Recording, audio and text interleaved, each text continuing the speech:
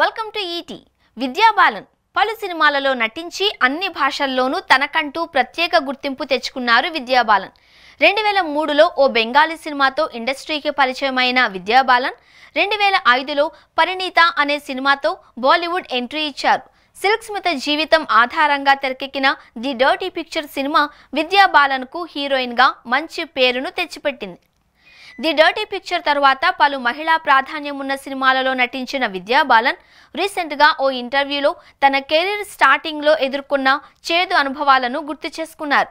మోహన్ లాల్తో ఆమె చేయాల్సిన చక్రం సినిమా మధ్యలో ఆగిపోవడంతో రాత్రికి రాత్రే తన జీవితం మొత్తం మారిపోయింది అని, ఆ సినిమా ఆగిపోవడంతో తనపై ఐరన్ లెగ్ అనే స్టాంపు కూడా పడింది అని విద్యా బాలన్ అన్నారు. మలయాళ స్టార్ హీరో మోహన్ లాల్తో కలిసి నటించడానికి తాను చక్రం అనే సినిమాకు సైన్ చేశాను అని, కొన్నాళ్ల పాటు ఆ సినిమా షూటింగ్ కూడా జరిగి ఆడియన్స్లోకి వెళ్ళింది అని, కానీ ఎవరూ ఊహించని విధంగా ఆ సినిమా ఆగిపోయింది అని, దీంతో సినిమా ఆగిపోవడానికి కారణం తానే అని ప్రచారం జరిగింది అని, తనను ఐరన్ లెగ్ అని కూడా అన్నట్టు విద్యా బాలన్ చెప్పారు.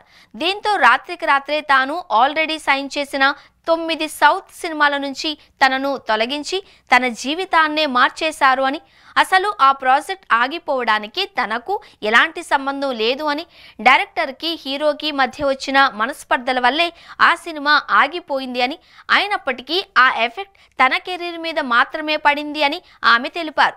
అయితే ఆఫర్లు చేజారినా ఎప్పుడు తను వెనుకడుగు వేయలేదు అని, మొదట్లో అమితాబ్, టబు లాంటి నటీనటులకు కూడా రిజెక్షన్ ఎదురైంది అని గుర్తు చేసుకుని ముందడుగు వేశాను అని, తనపై తనకున్న నమ్మకమే తనను ఇవాళ ఈ పొజిషన్కు చేర్చింది అని విద్యా బాలన్ వెల్లడించారు.